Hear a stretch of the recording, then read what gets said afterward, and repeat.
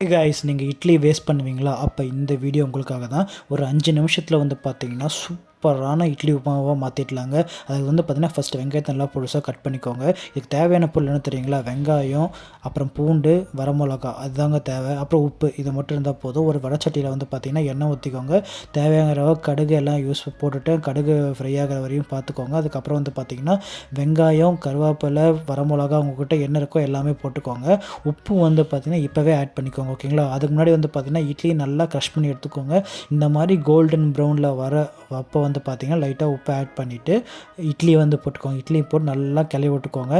இட்லி வந்து அடி பிடிக்கும். அதனால் வந்து பார்த்தீங்கன்னா சிம்மில் வச்சும் பண்ணலாம், நீங்கள் வந்து ஹை ஃப்ளேமில் வச்சும் பண்ணலாம். ஓகேங்களா? உங்களுக்கு தேவையான மாதிரி பண்ணிக்கோங்க. எடுத்து வச்சிங்கன்னா இது மட்டும் பண்ணிவிட்டு எடுத்து வச்சிங்கன்னா சூப்பரான இட்லி உப்புமா ரெடி ஆயிருங்க.